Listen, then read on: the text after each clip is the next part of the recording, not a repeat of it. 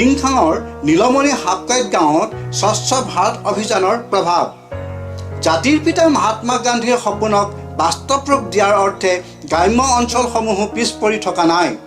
এই দৃশ্য দেখা পোৱা গ'ল টিংখাঙৰ নীলমণি হাপকাইত গাঁৱত। গাঁওখনৰ সকলোৰে পদূলি আৰু আলিবাটসমূহ পৰিষ্কাৰ কৰি ৰখাৰ সংকল্প লৈ সকলো একত্ৰিত হৈ এনেদৰে স্বচ্ছ ভাৰত স্বচ্ছ গাঁও হিচাপে নাম ৰাখিবলৈ কাম কৰা দেখা পোৱা গ'ল। সঁচা অৰ্থত ক'বলৈ গ'লে এয়াই হৈছে স্বচ্ছ ভাৰত গঢ়াৰ এক নমুনা। স্বচ্ছ ভাৰত অভিযানৰ কাৰ্যসূচী সফল ৰূপায়ণৰ এক দৃশ্যপট। যি কথাই আমি এখন সৌন্দৰ্যময় গাঁও নিৰ্মাণৰ সপোন দেখোঁ, সেই সপোন এতিয়া বাস্তৱ ৰূপ দিয়াৰ দিশে অগ্ৰসৰ হৈছে।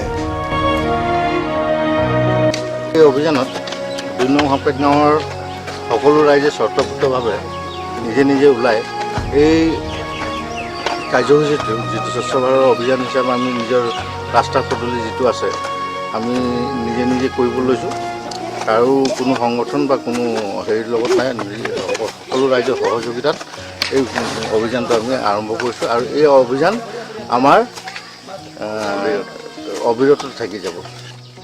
এই অভিযানটো আৰম্ভ কৰিছোঁ কাৰণ আমি নিজকে যেতিয়ালৈকে নিজেই পৰিষ্কাৰ নহওঁ, নিজৰ অঞ্চলটো যদি নিজেই চফা কৰি নাৰাখোঁ, তেনেহ'লে ভাৰতবৰ্ষখন চফা হ'বও নোৱাৰে বুলি আমি ভাবোঁ। স্বচ্ছ ভাৰতৰ যিটো কাৰ্যসূচী আছিলে, এই কাৰ্যসূচীটোত প্ৰথমে আমাৰ ৩-৪জন মানুহ আমাৰ ইয়াত ওলাইছিলে, কিন্তু এতিয়া আপুনি দেখিছে যে আমাৰ ইয়াত কিমান মানুহে অংশগ্ৰহণ কৰিছে আৰু আমাৰ এই কাৰ্যসূচীটো গাঁওখন দেখিয়ে ভাল লাগিছে। আমাৰ ২ নং হাপকাইত গাঁৱৰ সমূহ ৰাইজ ওলাই আহিছে। সমূহ ৰাইজে নীলমণি এই নাহৰকটীয়া মৰাণ ৰাস্তাৰ পৰা বাউনী লৈকে এই ৰাস্তাৰ চাফাই অভিযান আৰম্ভ কৰিছে।